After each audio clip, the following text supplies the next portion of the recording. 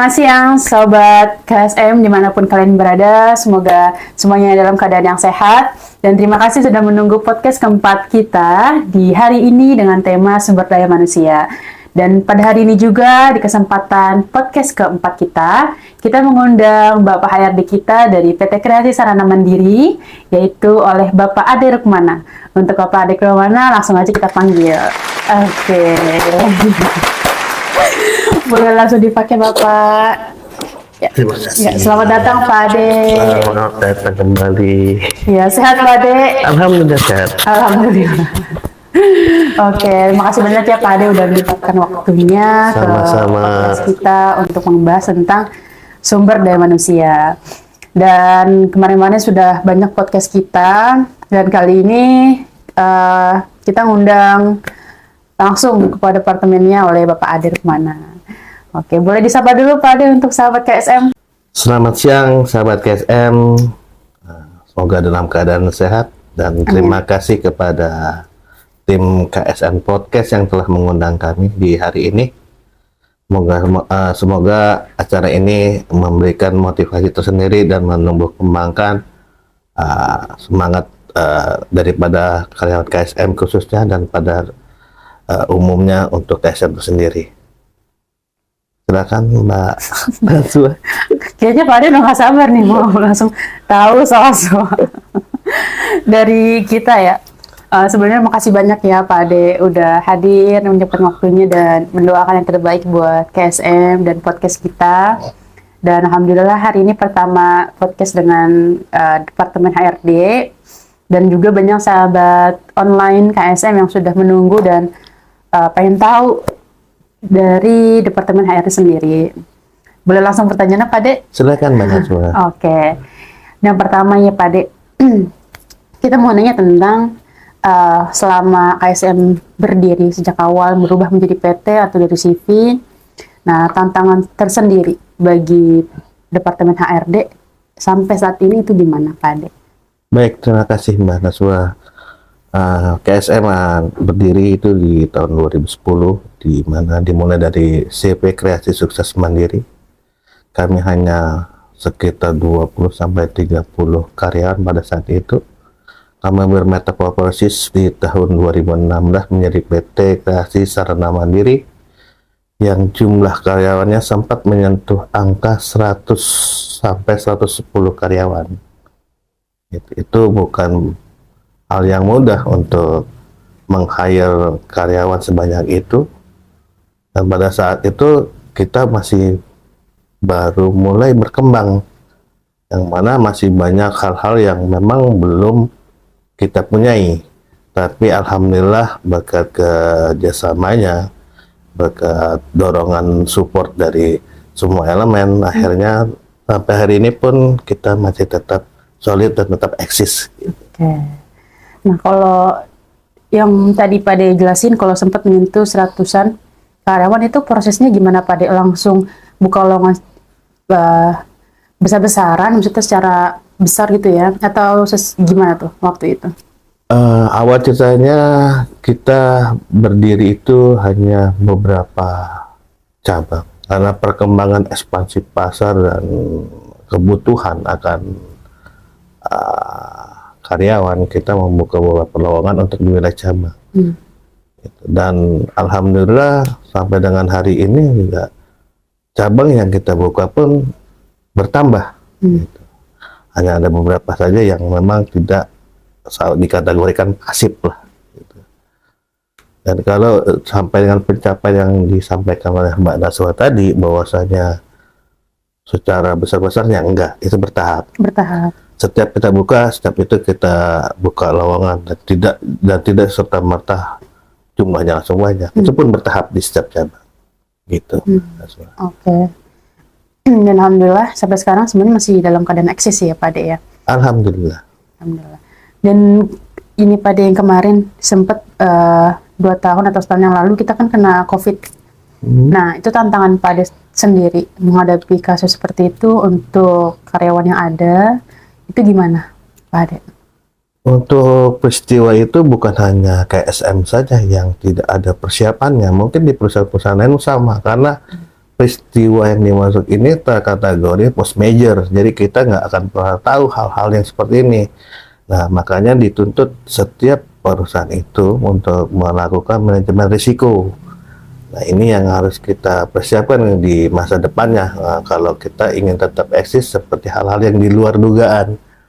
Memang sangat berpengaruh untuk COVID-19 kemarin. Kita harus mensiasati dengan jumlah karyawan yang ada, dengan jam operasional yang terbatas, bahkan omset terbatas, karena memang ada aturan pemerintah untuk mengatur keluar masuknya orang, khususnya di Jakarta, sehingga itu mempengaruhi gerak langkah kita untuk melakukan kegiatan usaha. Tapi kita mensiasatinya pada saat itu dengan WFH atau work from home, gitu Mbak Najwa. Tapi untuk beberapa karyawan sempat ada yang kena PHK atau? Kalau PHK tidak kami lakukan, kami hanya mengikuti kebijakan dari Disnaker bahwasanya kami merumahkan sementara teman-teman sampai langkah yang kita ambil itu kita anggap aman dan kita sudah siapkan kondisinya secara normal, baru kita panggil lagi untuk kita bergabung atau melaksanakan kegiatan usaha itu lagi. Begitu Mbak Najwa. Oke, lanjut ya lanjut ke pertanyaan selanjutnya. Mau nanya, dari awal berdirinya PT Kreasi Sarana Mandiri sampai saat ini, biasanya kan mengadakan untuk pengembangan kualitas karyawan. Kalau di HRD sendiri di PT Kreasi Sarana Mandiri ini, itu bagaimana kegiatan yang dilakukan sampai saat ini? Baik, kebetulan di PT Kreasi Sarana Mandiri ini mempunyai satu divisi yaitu Learning Center, di mana kami melakukan training dan upgrade skill. Cuma memang ada kekurangannya di sini. Kenapa? Kami tidak melakukan sertifikasi. Yang harusnya itu diberikan sehingga ada nilai value-nya atau nilai jualnya untuk terhadap karyawan yang mengikuti training tersebut. Itu yang nanti akan kami perbaiki ke depannya. Sehingga itu menjadi motivasi teman-teman, khususnya di KSM, untuk ketika ada training, mereka berlomba-lomba untuk mengikuti, karena memang akan menjadi standarisasi daripada KSM sendiri. Begitu Mbak Najwa.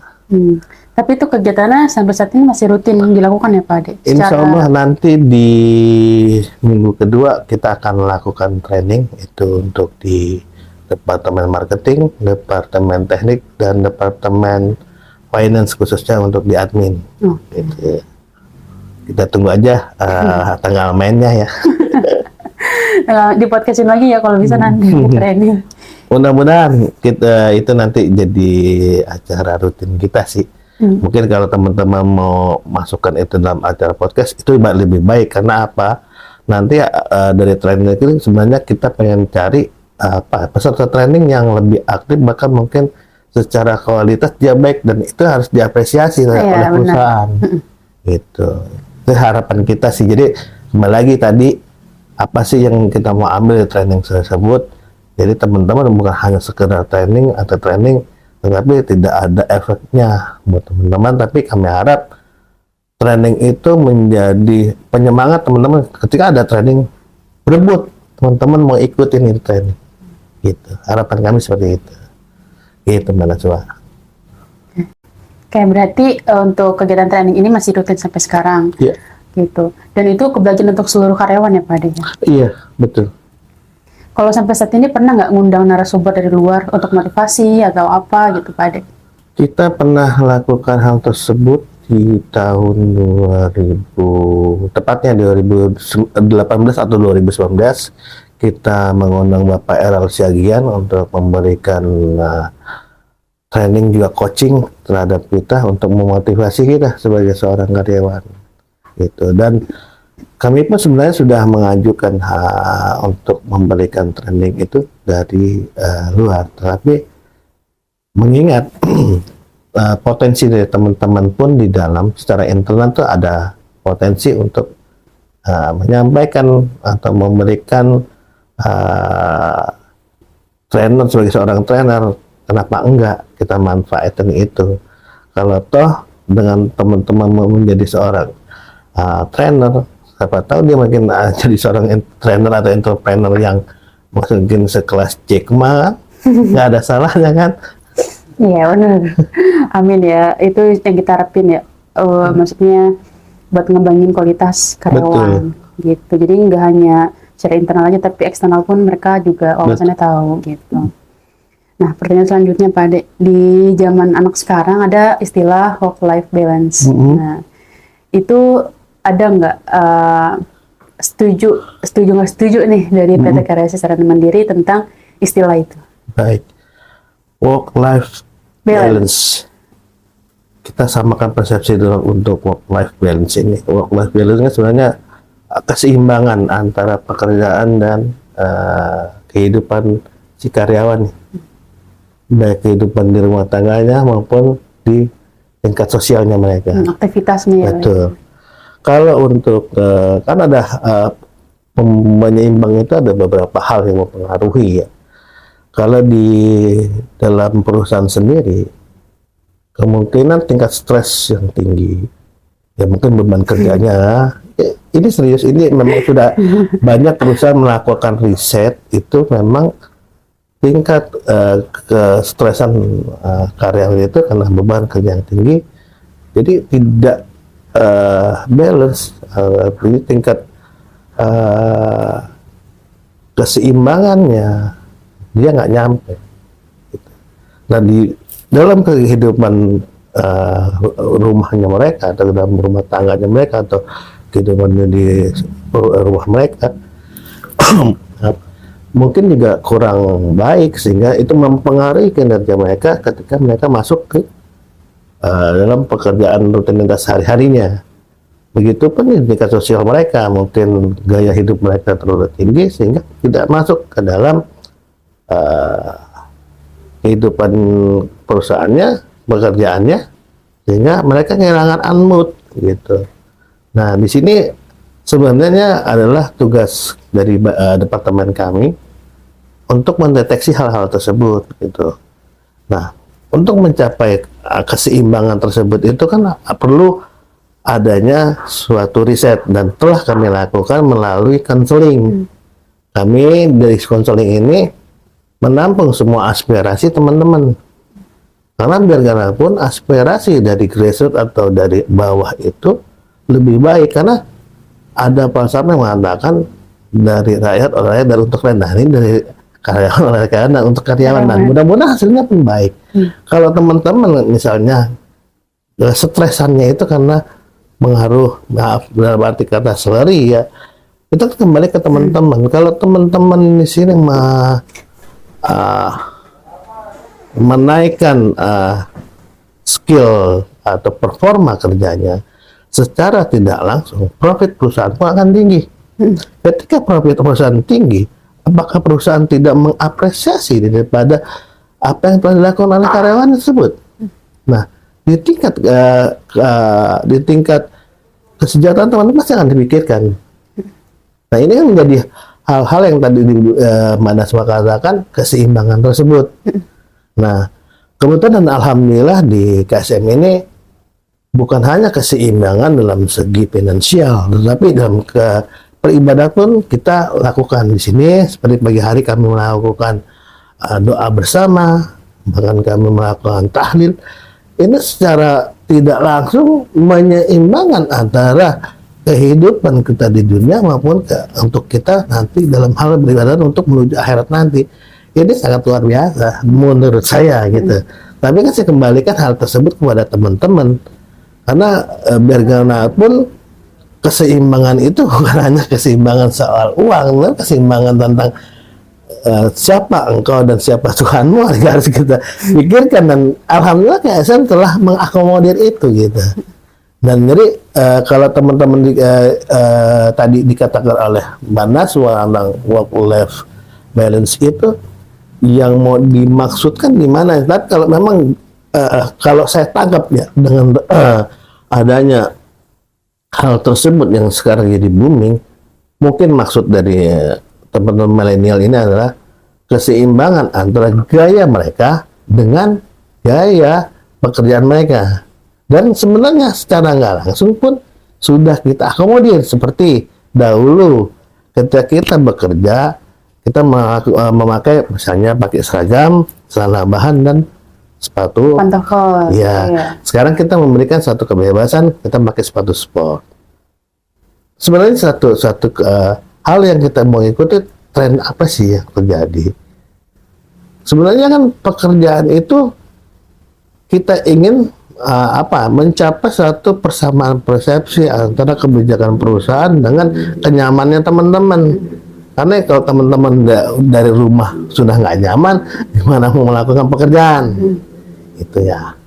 Itu yang pertama. Yang kedua mungkin juga dalam suatu situasi pekerjaan, mungkin dengan lingkungan pekerjaan yang kurang rapi atau kurang bersih juga mempengaruhi mood teman-teman untuk melaksanakan pekerjaan, sehingga tadi keseimbangan nggak terjadi. Ya mudah-mudahan sih hal-hal itu tidak terjadi di sini gitu. Dan kalau mau terjadi, itu kembali kepada kita mau benahi atau enggak. Itu Mbak Naswa yang mungkin itu dari sudut pandang saya mengartikan daripada work-life balance tadi.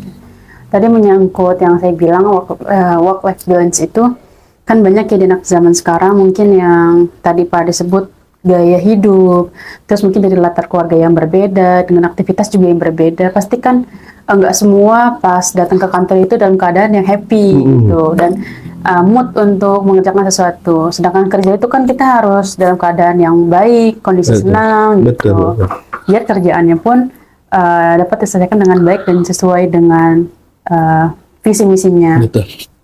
Nah, itu kalau yang tadi Pak disebut untuk konseling, itu untuk konselingnya,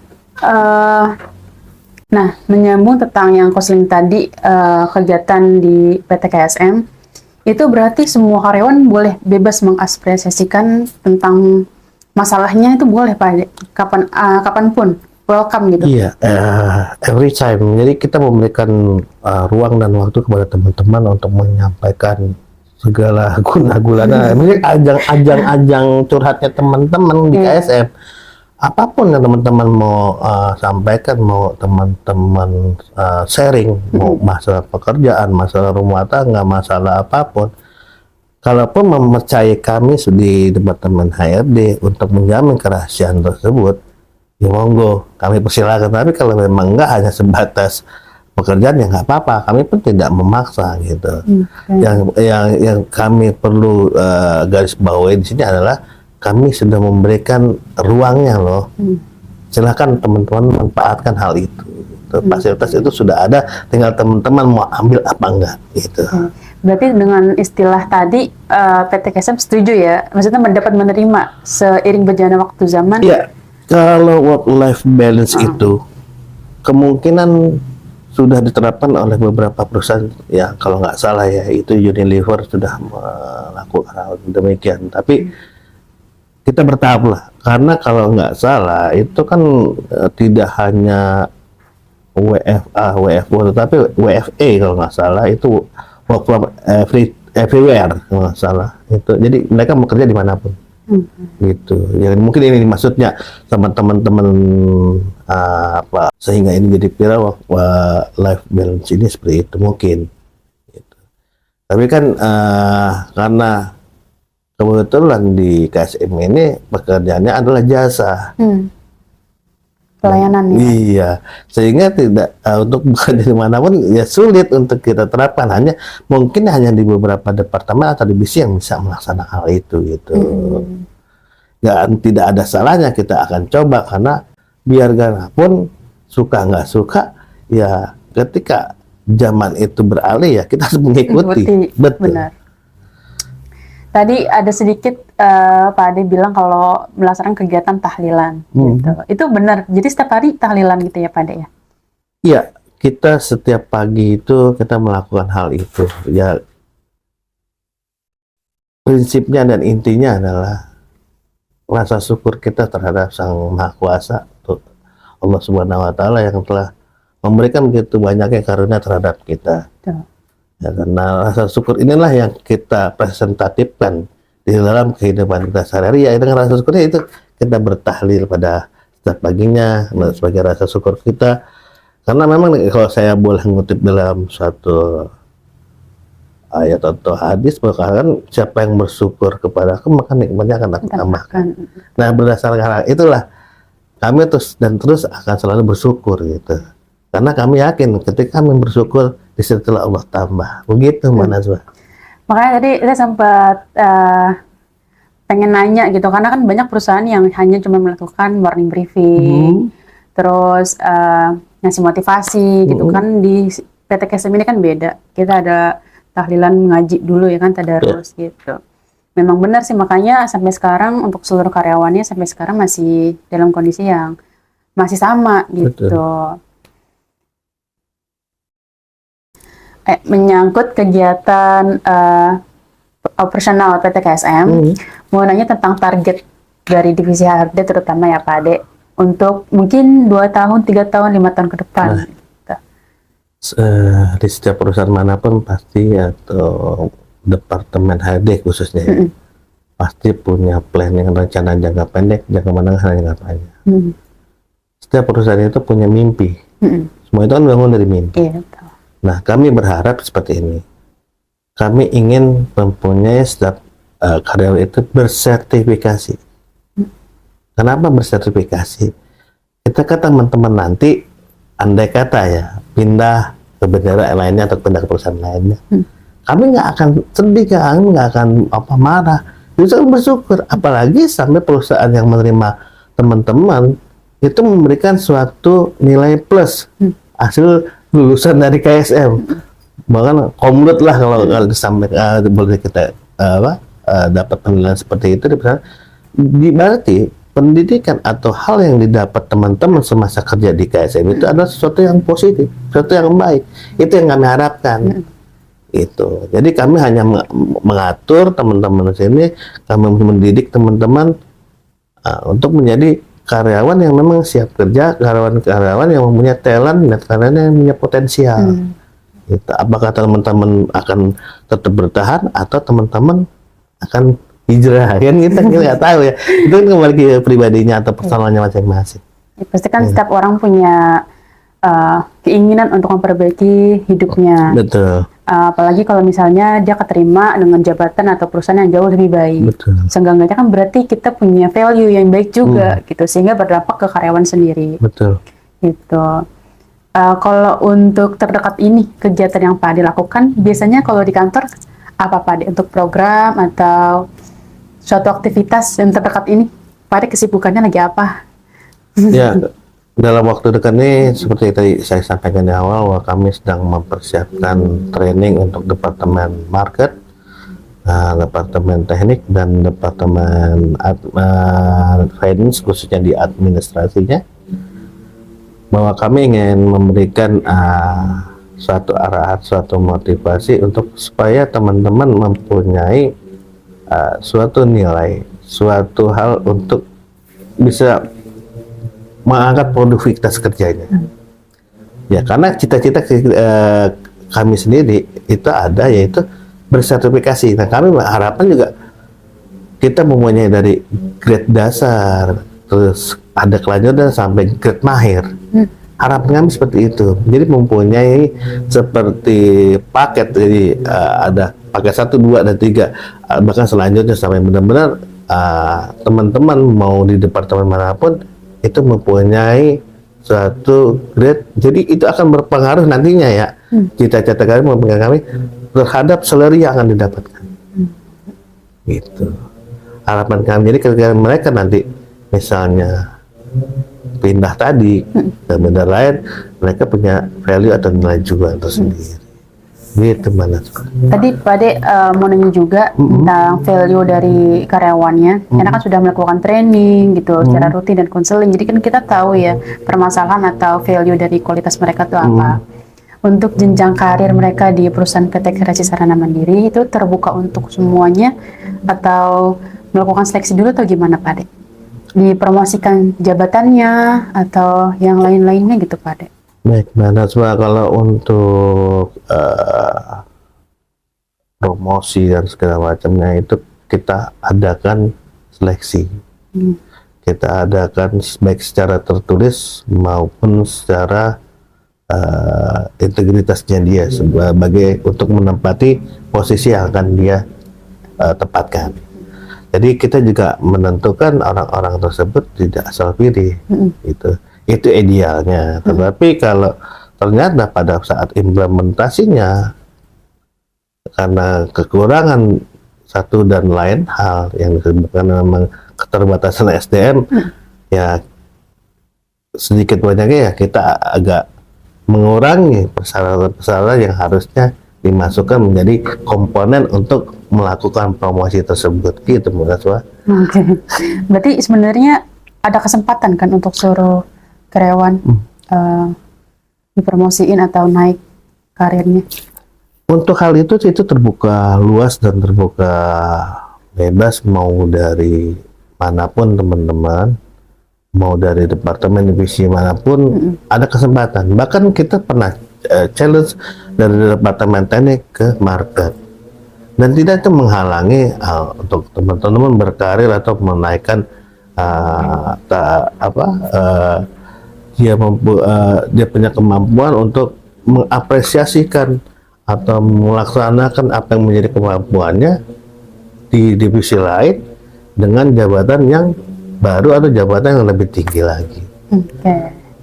Gitu. Maaf ya Pak Ade, banyak nanya. Nggak apa-apa. Justru kami suka dengan ada perjalanan, karena ini menjadi daya inspirasinya teman-teman bahwa KSM tidak pernah membatasi teman-teman dalam hal karir. Jadi kalau teman-teman punya potensi, galilah potensi itu. Semakin teman-teman gali, semakin teman-teman upgrade diri, semakin teman-teman bisa naik satu level demi satu level untuk sampai teman-teman apa sih yang teman-teman cari untuk posisi yang paling topnya, gitu. Tadi menyangkut masih tentang karyawan. Nah itu kan sebagai orang yang menonton mungkin ya, yang lagi nggak punya pekerjaan, mau ngelamar gitu, berminat di kita, kita terbuka nggak sih untuk atau ada kriteria khusus untuk mengikuti job seeker gitu? Kriteria secara khusus kayaknya nggak ada ya, Nggak ada. standar. Tapi kalau permintaan secara khusus itu ada. Ada. Permintaan secara khususnya sebenarnya tidaklah susah. Kami hanya mencari orang-orang yang ingin bekerja. Kami nggak perlu ijazah. Karena bagi kami ijazah tersebut kami tidak menghargai apa pendidikan atau latar belakang atau teman-teman mempunyai kemampuan secara akademisi, enggak. Justru kami hanya ingin orang-orang yang mau bekerja, dan kami tidak menuntut teman-teman mau pengalaman apa enggak. Kami pun sendiri, ayo kita kalau mau belajar sama-sama di KSM, tetapi tolong teman-teman berikanlah kemampuannya, berikanlah semangat serta keinginan kerjanya itu yang benar-benar secara lahir batin gitu. Karena sekarang ini ya kalau kita lihat berapa angka lulusan S1, S2, SMA, ya kan? Dan kita tidak memungkiri itu kalau teman-teman hanya berdasarkan saya ingin mendapatkan salary segini, teman-teman hanya stuck sampai di situ. Karena saat ini yang dibutuhkan oleh dunia kerja adalah orang-orang yang mau bekerja. Mungkin teman-teman mungkin tahu ada beberapa perusahaan besar itu udah nggak menjadi satu patokan bahwa akademisi seseorang itu harus dari levelnya dengan S1 mungkin dengan IP sekian, itu udah tidak menjadi suatu persyaratan lagi. Saya minum dulu mana? Udah dingin deh kopi. Manis apa kurang manis? Wah, luar biasa ini. Ini nggak disponsorin. Ini dibuat khusus oleh tim kita, pokoknya ada deh. Nah, kalau misalnya sahabat online mau ngelamar ke kita, itu kita ada nggak wadah? Kayak misalnya sekarang udah kirim via apa namanya yang sekarang booming Pak Ade? Online. Kayak contohnya Jobstreet, itu kita ada nggak link-link tersebut untuk daftar? Bagi yang di cabang kan banyak ya Pak Ade, mungkin nggak langsung bisa datang ke pusat gitu. Nah, itu mungkin prosesnya seperti apa, Pak Ade? Kalau kami di sini membuka lowongan atau ya pekerjaan, kami biasanya bekerja sama atau kami masang di iklan itu di Pintar ID. Oh, Pintar ID. Iya. Sponsorin kita ya, Pintar Pintar ID. ID. Ya mudah-mudahan kalau membesar kami lah jadi Jadi ambasadornya. ambasador. Oke. Nanti gimana tadi Pak Ade prosedurnya untuk penerimaan karyawan?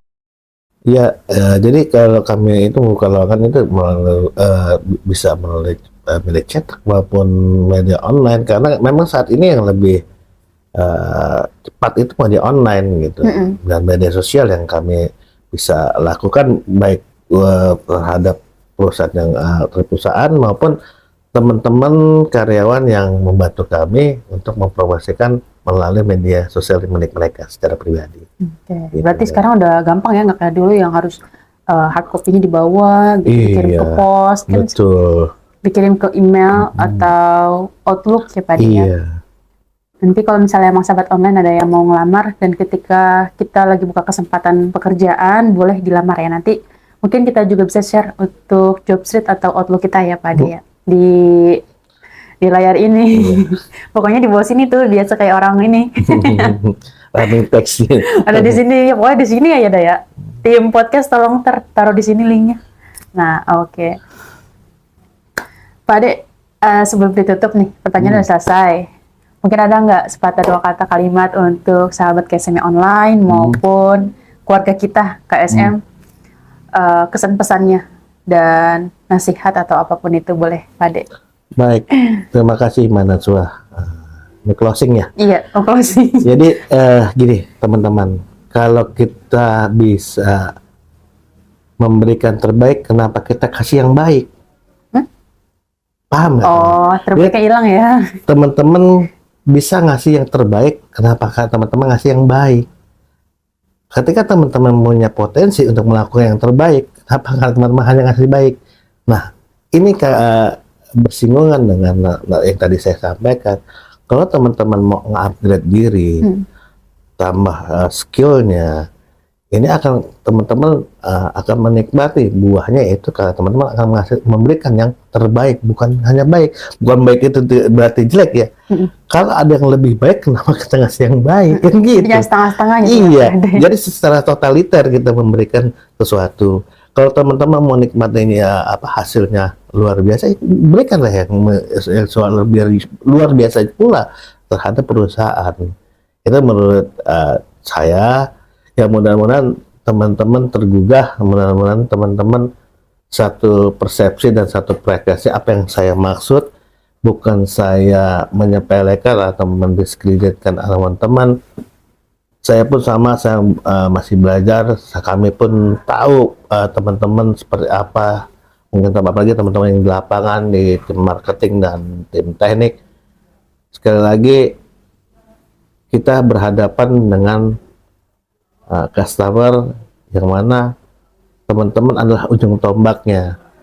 Ketika teman-teman memberikan suatu pelayanan yang terbaik, sebenarnya teman-teman telah mempromosikan atau mencitrakan diri teman-teman dan juga terhadap perusahaan.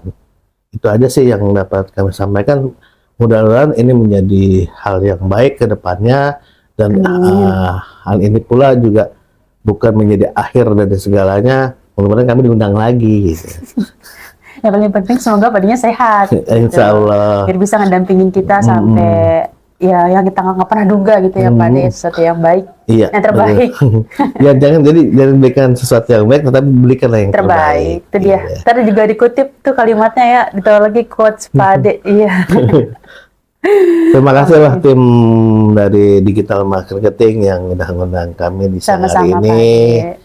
Ya harapan kami dengan adanya tim Digital Marketing tersampaikanlah message atau pesan kami terhadap teman-teman, walaupun kita terbentang jarak lautan mungkin ya, seperti Palembang kalau terbentang oleh lautan, tapi tidak menghalangi pesan ini. Wah, kami berharap teman-teman ayo bangkit, ini belum berakhir kok. KSM ini masih berproses. Saya yakin teman-teman masih sanggup dan teman-teman masih kuat. Itu aja sih. Benar, soalnya kalau minum lagi Pak Ade, boleh? Makasih. Oh, udah makasih. Jadi kalau misalnya besok masih bisa ketemu, berarti tandanya kita masih diberi jalan. Amin. Gitu. Ya, sebelumnya saya juga mau bilang makasih ke Pak Ade udah hadir di podcast keempat kita, menyempatkan waktunya dan semoga Pak Haji kurang sehat. Minum dulu Pak Haji.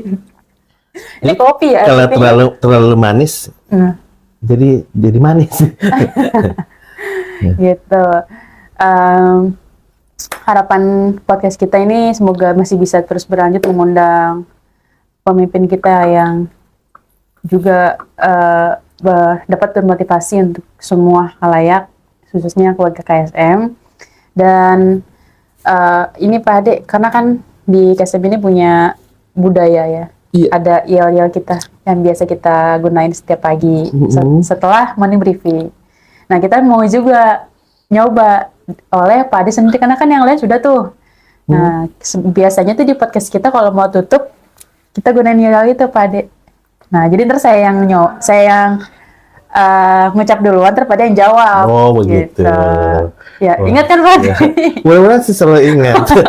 Karena selama ini kadang kami yang bikin, kami sendiri yang lupa. Ya, manusiawi ya. Iya, benar. Emang suka kelibat. Gitu. Langsung ya mulai Pak Ade. Silakan. Tapi batuk mau batuk lagi enggak? Enggak. Tadi batuk sebagai salah satu Apa? gimmick aja. Oh, gimmick. Biar naik rating. Terus besok habis luncur podcastnya langsung melejit jutaan yang nonton atau dibuat. Ya, mudah-mudahan itu menjadi apa ya? Menjadi suatu kebaikan juga bagi podcastnya Amin. KSM-nya kan. Amin. Niat kita segitu Pak Ade, biar bisa sharing sama orang yang hebat-hebat di luar juga. Amin. Gitu. Oke. Langsung ya Pak Ade. Ya, siapa kita? We are one hope, one spirit, one passion. Passion to success. Ulang ya. Dijeda. Iya.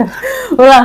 Siapa kita? We are one hope, one spirit, one passion. Passion to success. KSM. Maju terus, oke. Our success. Happiness with smile. Ya, itu ya. Terima kasih banyak untuk seluruh sahabat KSM. Sampai ketemu di podcast selanjutnya. Assalamualaikum warahmatullahi wabarakatuh.